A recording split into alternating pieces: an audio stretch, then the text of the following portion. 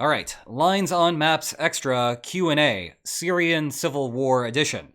Let's get to it. What's the over-under on a leader coming back to power? It is possible, but in this particular instance, it's exceedingly unlikely. Once Assad left the country, he basically sealed his fate. Had Assad fled to another part of Syria that was still under loyalist control, it is plausible that he could have clawed back every last inch of territory, after many, many years of fighting, till eventually he got back to Damascus. And even if it was not possible for him to take control of all of the country, basically the status quo that we've been seeing for the past few years, at least having Damascus and having a good segment of territory would have allowed him to continue to plausibly claim to be the governor of the region and thus receive international recognition as the president of the country of Syria. But once you left the country, that's really difficult to come back and then find the territory to do it.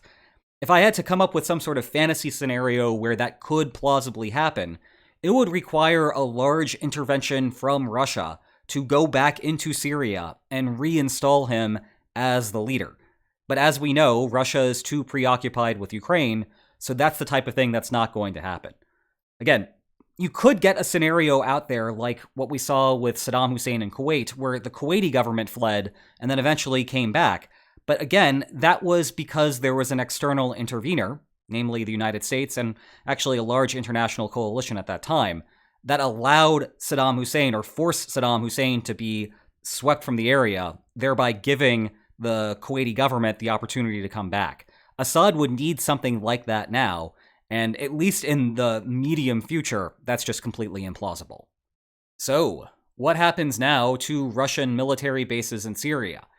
That is something that is going to have to be negotiated between Russia and various different representatives in Syria, although the most important representatives are going to be whoever is in charge of the western half of Syria, or at least in control of it. The reason being that Russia has a naval facility and an air base in the west along the Mediterranean. And those are the two important bases that Russia has. They have other sorts of forward operating bases that are probably getting shut down right now as I am speaking. The other two, though, all the way along the western coast in the Mediterranean, those are the important ones. And you can see a couple of different ways that this might go. Option one, and the thing that Russia would really want to be able to do, is negotiate some sort of long-term agreement to allow Russia to stay on those bases, because they have operations invested in there, and they would really like to not have to reroute those operations and find somewhere else to go. Problem with that is that Syrians are not particularly happy with Russia because Russia had been intervening on behalf of Assad. And so they are implicated in all sorts of things that, well, are going to be very upsetting to whoever is now going to be in charge of Syria. Can Russia figure out a way to convince the Syrian representatives to go along with it anyway, perhaps by paying a lot of money? Maybe. Another option is to do an Afghanistan-style withdrawal, or at least attempt something that the United States did, but maybe try to do it a little bit better, where there's a deal put into place that Russia will withdraw over a set period of time, and as long as Russia is continuing to do that, the Syrian representatives will sort of let Russia be and not try to militarily interfere in that. And as long as Russia, again, is keeping up with that promise to leave by a particular time period, then this will all go about peacefully. But you can also imagine another scenario where Russia delays and stalls this out, and you start seeing either a concerted effort by Syrian representatives, something that is organized, trying to take over those areas, or what is probably a little bit more concerning for Russia is because so many different people in Syria are upset at Russia, it is possible that you might get rogue elements or people out on their own trying to shoot at or bomb those facilities. And that's the type of thing that has to concern Russia and might motivate Russia to pull out, regardless of whether there is some sort of ability to negotiate a long-term agreement with the representatives, if they don't think that the representatives in Syria are going to be able to stop rogue elements in Syria from attacking Russians on Russian bases. My question is, what is going to happen to the Russian Mediterranean forces? Will they make a deal with another friendly country in the Mediterranean, or will they withdraw a permanent presence from the region entirely? Okay, let's follow up the previous question by assuming that Russia indeed withdraws from Syria. What next? Well, the best plausible alternative is probably to go to Libya. There are elements in Libya that are friendly to Russia, and they could probably spare some part of the Mediterranean coastline and some territory inland for Russia to be able to construct a naval facility and an airbase. But there's a big problem here, which is that Libya is not particularly stable. If you look at the facilities currently in Syria, to be able to replicate them elsewhere will likely take Russia years of construction. And if you're thinking about Libya as being a not stable place, yes, there are elements friendly to you right now, but will they still be friendly to you 2, 3, or 4 years from now? Will they still even be around 2, 3, or 4 years from now? If they're not going to be, or they're no longer going to be friendly, it is very difficult to justify an investment when you are really short on time, money, and resources when it comes to the military front as a consequence of what is going on in Ukraine. So yes, there is a plausible alternative out there in Libya, but it is not obvious that it is going to be in Moscow's best interest to pursue that. That is something that I can guarantee you going on right now in Moscow is something that they are trying to figure out and trying to calculate. The other thing that is worth noting here is that there are no real pressing concerns for Russia in the Mediterranean. It's all about Ukraine. It's all hands on deck for Ukraine right now. Russia does see itself as a world power, and if you're going to be a world power, you need to be able to project power into the Mediterranean. So certainly over the long run, Russia is going to be interested in figuring out a solution to this.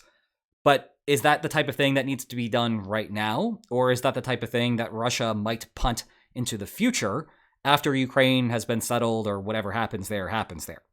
That all remains to be seen. And of course, it remains to be seen whether Russia is going to pull out of Syria in the first place. Will the Syrians even be able to remove Russia from Tartus? I know some people act like this is the end of their naval base there, but it seems very possible to me that it is well defended enough to just stay there, kind of like Guantanamo Bay. The issue here is distance.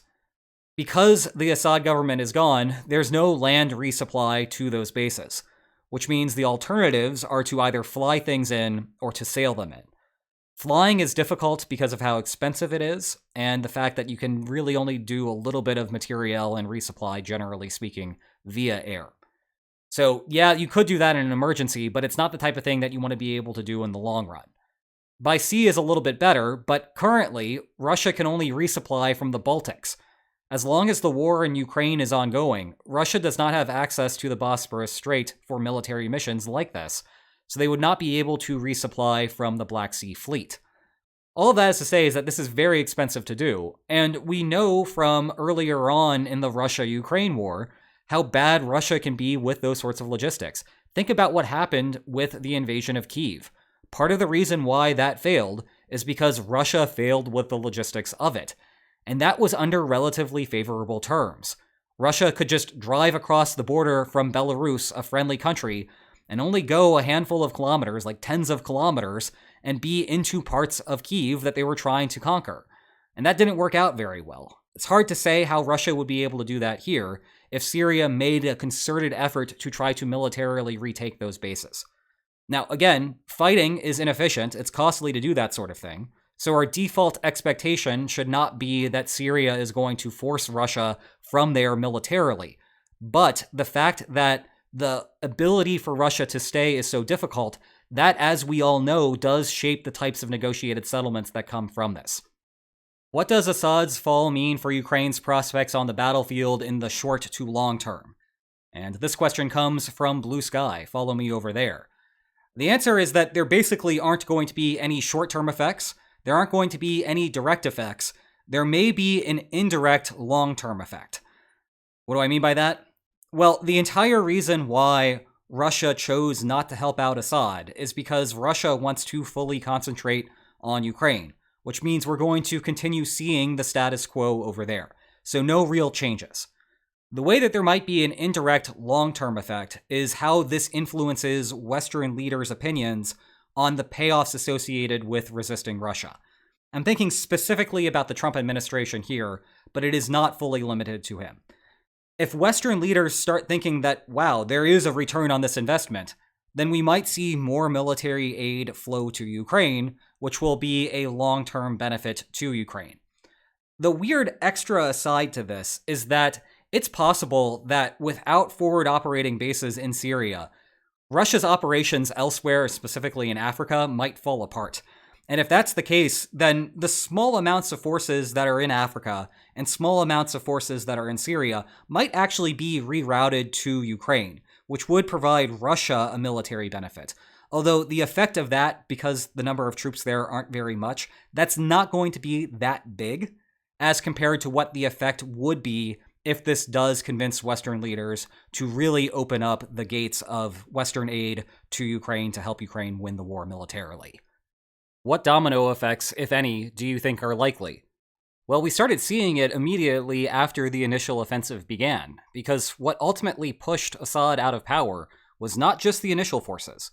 It was all the rebel groups inside of Syria realizing there was a target of opportunity and taking advantage of that situation.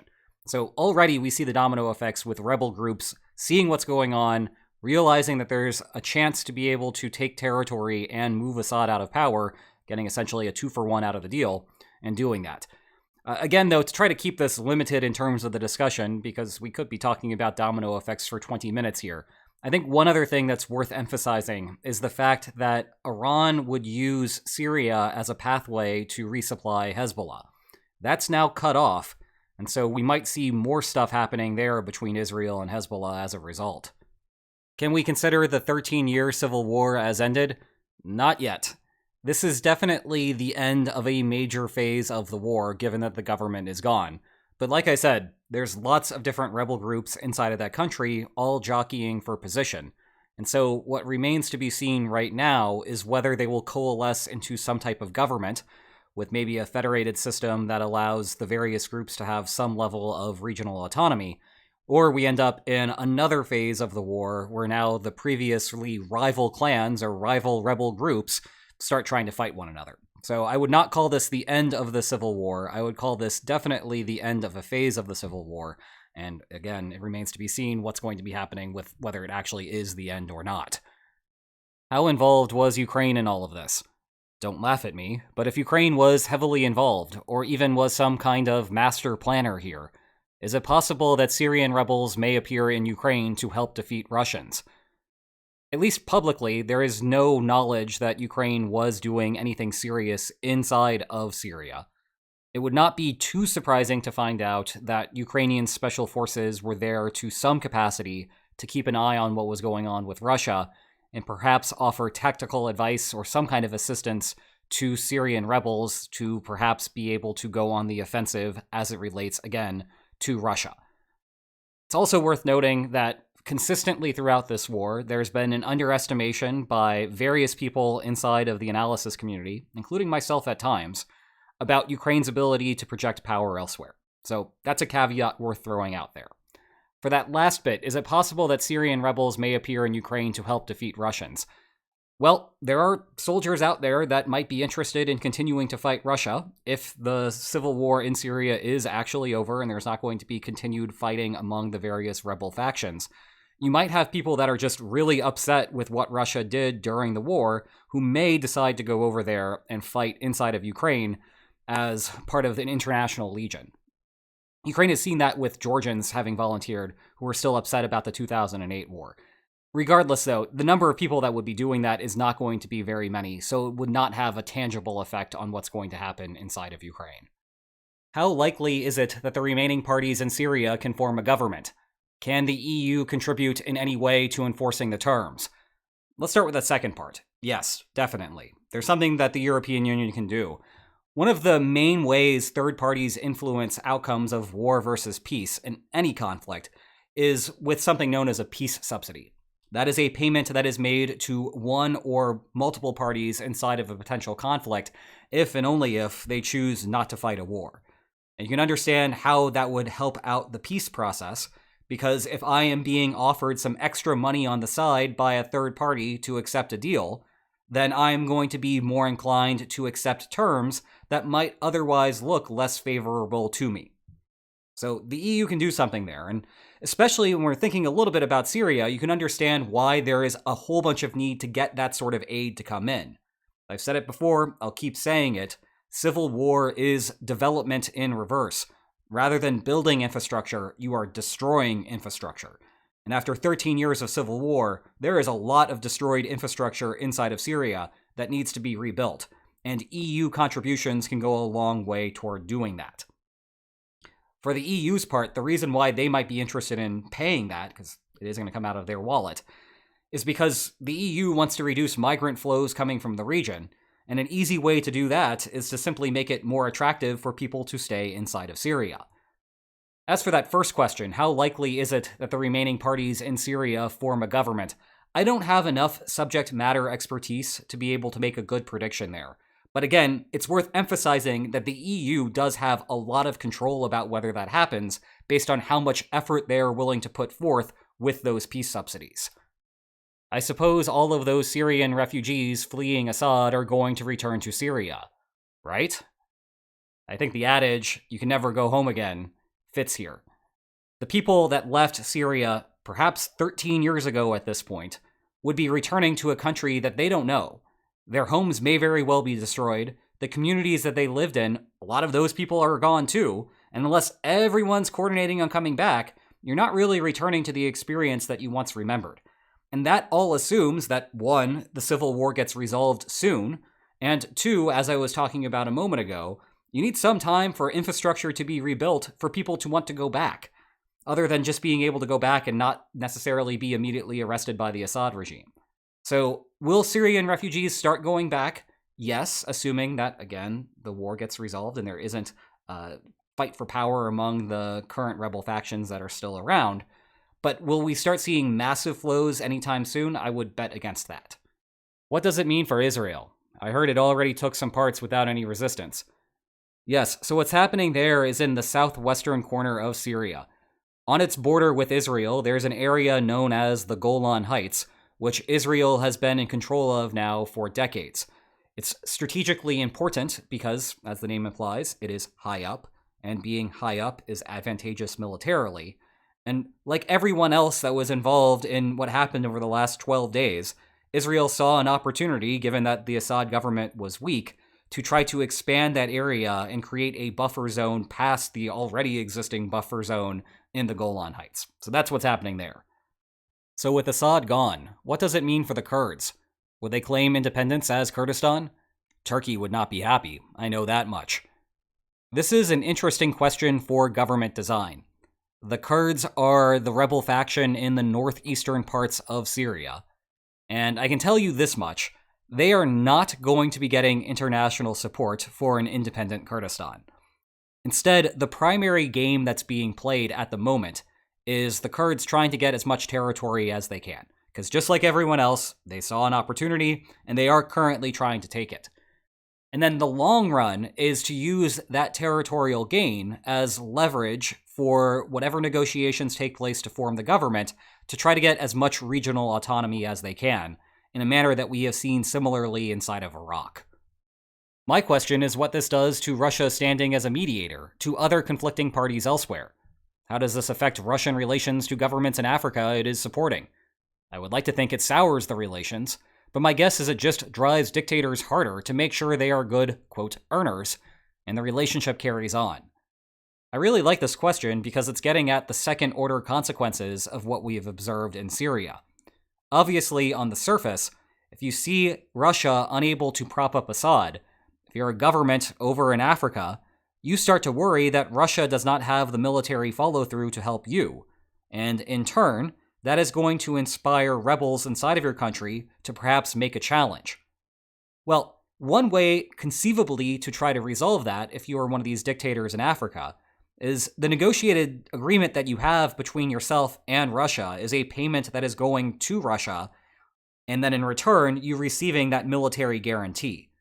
So Russia showing weakness in Syria perversely gives Russia additional bargaining power with those governments in Africa to be more inclined to give Russia a larger share of the benefits of the agreement, essentially pay Russia more.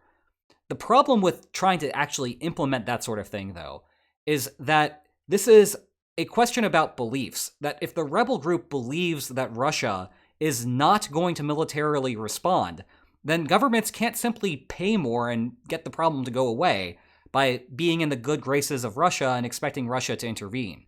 So if you want to get that sort of thing to work out, what you really need from the government of Africa or an African government's perspective is to pay Russia to actually get more people stationed inside of the country so that when there is some sort of battle, Russia is not sitting around thinking about whether it's going to participate or not. It has the men already there and is going to automatically deploy them. And I want to add an extra caveat, which is that there were a lot of Russians already in Syria, and they didn't do that. So trying to do this in other locations that are not as strategically important to Russia as Syria is going to be very difficult for those governments in Africa to figure out a solution to. I have a question, less political, more military. When embroiled in a civil war, why don't leaders try to build a core of loyal fighters? During the fighting phases of the Syrian civil war, I can understand Assad not sparing time. During the quiet phase of the last few years, how did Assad not build up a Republican Guard force, loyal to the regime, trained and equipped to a higher standard? The problem here is not in the effort, it is in just fundamental problems with the structure of doing such a thing. Any sort of Republican Guard is only going to be loyal insofar as they have an expectation that paychecks are going to continue coming in, and to receive those paychecks, they are not going to be at a sufficiently high likelihood of dying. And when you have a situation like what we saw, where almost overnight, suddenly there is a coordinated expectation that the rebels are going to win, the government is going to lose, and that Assad is going to flee, think about this from the perspective of those Republican Guards. They are loyal to their paychecks, and now they have this seed of doubt planted in their mind that in a couple of weeks, they might not have those paychecks anymore. And given that, it's better to not die. So you can try to do this sort of thing, and certainly Assad did try, but in actually getting it to work out, you have to be able to somehow promise them that you're going to be around forever, and that's something that you can't quite promise. And once there is this breakdown in expectations that the paychecks are going to continue, the loyalty goes out the door, and there's very little that dictators can do ex ante to try to stop that from happening. I don't know if you mentioned it, but it looks like Russia providing asylum to Assad hastened his retreat and the end of the war. Is this correct? It is certainly possible. Let's put aside any sort of normative questions about exile and justice for a moment, and just think about how interesting of a strategic interaction this creates. When leaders have the golden parachute option of going into exile, essentially going to a different country, say Russia, living in the suburbs of Moscow for the rest of your life, and using whatever millions or billions of dollars you've squirreled away to hopefully have a relatively comfortable lifestyle, that makes you more inclined to leave when the going gets tough. But that, in turn, actually allows offensives to start that might not occur otherwise. Think about this now from the perspective of a rebel group. If you have a leader that has the golden parachute exile option available, for the rebel group to have a successful offensive, it does not need to do 100% of the work. It does not need to go all the way into the capital. It does not need to go all the way into the presidential palace. It does not need to go inside of the office and arrest the president for the offensive to be a success and for the war to be over.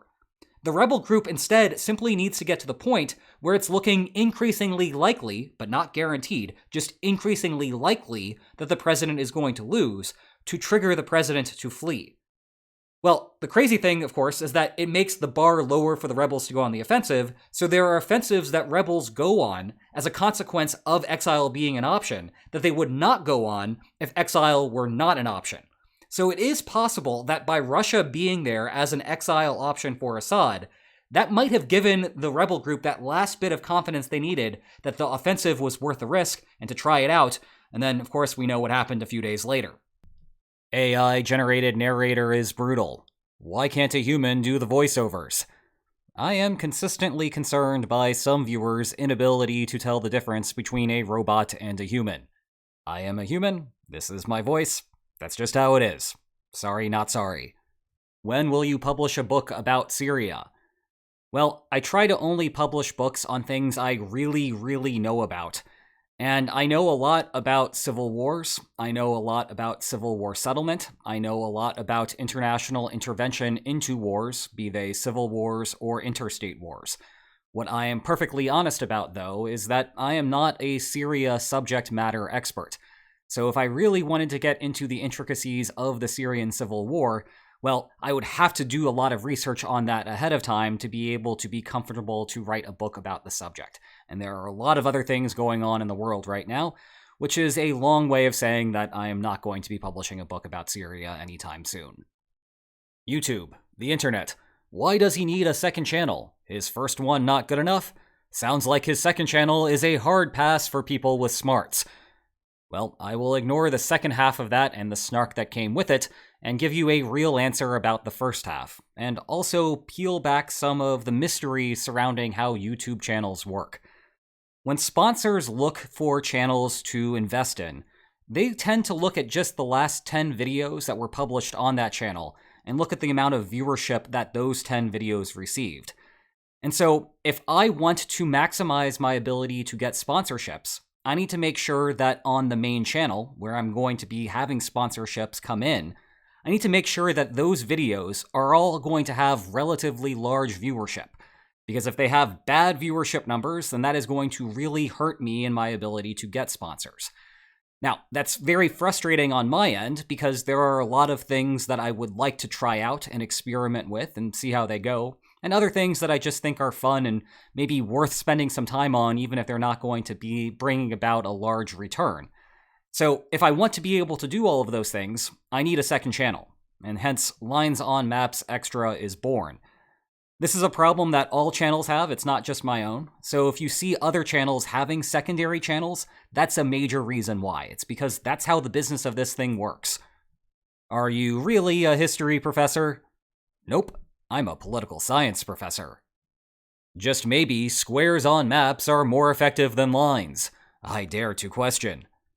You know, you may be onto something there. But the only way to know for sure is to do a large study using National Science Foundation research money to hire an army of research assistants and draw a whole bunch of squares and draw a whole bunch of lines to really find out. Give me a few years and I'll get back to you on that one. Okay, that's it for me today. Be sure to like, share, and subscribe, and I'll see you next time. Take care.